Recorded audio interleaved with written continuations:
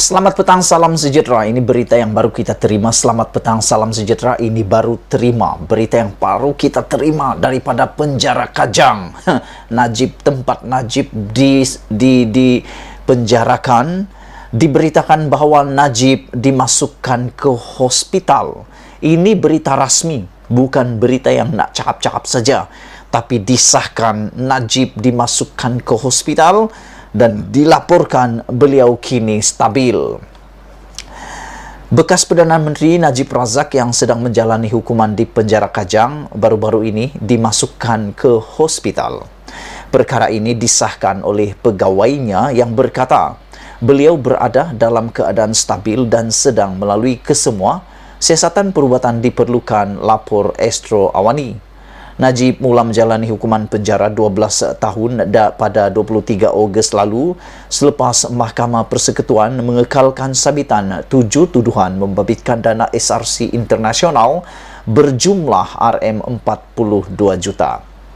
Yang aku nak ulas di sini adalah Najib baru berada di dalam penjara lebih kurang dalam tak sampai 2 minggu. Baru 2 minggu Najib masuk penjara dah mengalami penyakit. Penyakit, dan ini disahkan beliau kini sedang dimasukkan dalam hospital dan sedang melalui siasatan perubatan. Aku terkejut dengan tulisan yang dilapor oleh Astrawan ini, kesemua siasatan perubatan. Aku tak tahulah betulkah tidak perkataan siasatan perubatan ini ataupun memang benarlah ditulis siasatan perubatan kalau di penjara. Aku fikir mungkin ini pemeriksaan kesihatan lah kali kan, ataupun memang betul siasatan perubatan. Tapi yang menariknya ialah Najib perlu melalui 12 tahun penjara, tapi baru tak sampai 2 minggu, baru menghampiri 10 hari beliau telah pun masuk hospital. Adakah ini akan menjadi rutin harian Najib? Selalu sakit dan selalu lagi sakit? Kerana dia perlu melalui 12 tahun. Ini baru tak sampai 10 hari, Najib sudah disahkan masuk penjara oleh pegawainya. Masuk penjara pula, masuk hospital oleh pegawainya. Dan menurut laporan ini, beliau stabil dan sedang melalui siasatan perubatan. Dalam komen Twitter, atau dalam komen yang aku baca di Sinar Harian, ada yang menulis Najib mungkin mengalami sakit ini semua kerana banyak penyakit ini berpunca daripada ketidakstabilan emosi, keadaan hati yang terganggu, fikiran yang tak tenteram dan sebagainya. Aku teringat jugalah satu ketika dahulu waktu Anwar Ibrahim dimasukkan dalam penjara. Aku tak pastilah berapa tahun baru Anwar dikatakan sakit. Ada juga aku ingat macam Anwar pernah sakit, dilaporkan sakit pinggang kalau aku tak silap. Tapi itu selepas bertahun-tahun berada di penjara. Najib baru 10 hari, tak sampai 10 hari kalau aku tak silap, telah pun dimasukkan di hospital dan dilapor kini stabil. Kita bersyukurlah kerana Najib stabil dan harap-harapnya nanti baki 11 tahun setengah lagi itu, orang sahabat cakap 11 tahun, 11 tahun lagi melalui di penjara dapat dilalui dengan baik oleh Najib dan memberikan satu masa yang tenang. Najib dapat bertenang. Aku nak mendoakan Najib bertenanglah di sana. Janganlah terlalu banyak fikir, janganlah terlalu banyak susah hati, kerana inilah kalau terlampau susah hati sudah bolehlah macam-macam penyakit yang akan terjadi. Dan tak tahu di mana hospital yang dimasukkan Najib dimasukkan, kita pun tak tahu. Harap-harapnya nanti Najib tak perlulah melalui pengalaman seperti banduan yang biasa. Kerana aku pernah masuk sebuah hospital, aku masuk ward di dalam hospital itu, dan beberapa katil di sebelah aku tu ada, tak pastilah dia banduan ke apa, tetapi yang pastinya orang itu digari di tiang katil.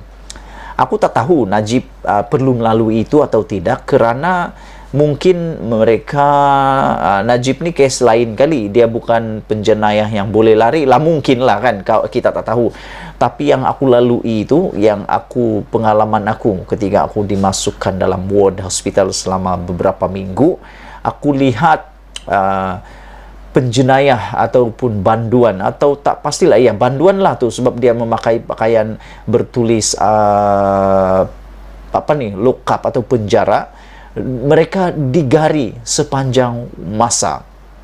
Apabila mereka perlu ke tandas, ada polis yang mengiringi mereka, sama-sama digari. Dan kalau aku tak silap, mereka akan membawa tiang tiang tempat meletak air itu digari bersama dengan di tangan mereka, untuk tujuan supaya tidak melarikan diri. Jadi aku berdoalah supaya janganlah sampai Najib ini dimalukan pula seperti itu. Aku berdoa supaya itu tidak berlaku. Nanti pula lain pula orang nampakkan nanti di hospital, lain pula kelihatannya kalau bekas seorang Perdana Menteri tiba-tiba pula digari di katil pula. Tapi tak tahulah kalau ikut prosedur sebenar, aku pun tak tahu, sebab aku bukan polis, aku pun bukan pegawai penjara, dan aku tak pernah tanya dan tak pernah mau tahu pun. Tapi cuma aku pernah nampak seorang banduan kalau masuk hospital, mereka akan digari di katil. Mungkin tujuannya supaya tidak melarikan diri. Bagaimanapun, sebagai rakyat Malaysia yang pernah dipimpin oleh Najib Tun Razak, apapun kesalahan Najib, kita tetap mendoakan semoga Najib baik-baik saja. Pertama, di penjara. Yang kedua, semoga apa yang dilaporkan ini beliau stabil, tetap stabil, dan cepat-cepatlah sihat supaya dapat menjalani terus hukuman penjaranya di penjara dan bukannya di hospital. Kita juga berdoa supaya keadaan Najib di hospital itu tidaklah memalukan beliau. Janganlah sampai pula kelihatan bergari di katil kan. Dan kita sedang mencuba, aku cuba dapatkan untuk kamu semua, saya akan siasat beberapa waktu ini kenapa Najib dimasukkan ke hospital dan apa sebenarnya penyakit yang dialami oleh Najib. Karena di dalam siasatan ini, dalam laporan Astro Awani belum ada apa-apa laporan yang kita terima, dan menurut pegawai Najib, beliau berada dalam keadaan stabil dan sedang melalui kesemua siasatan perubatan yang diperlukan katanya. Tak tahulah betulkah tidak perkataan siasatan itu ataupun pemeriksaan yang lebih tepat. Kita doakan terus Najib sehat dan terus sehat. Aku rasa tidak akan ada pelawat yang dibenarkan melawat Najib di hospital walaupun dia sakit, karena dia macam mana sekalipun dia sedang menjalani hukumannya di penjara. Kita doakan Najib dalam sehat. Malaysia kita punya, kita juga sama-sama cintai Malaysiaku. Bye-bye.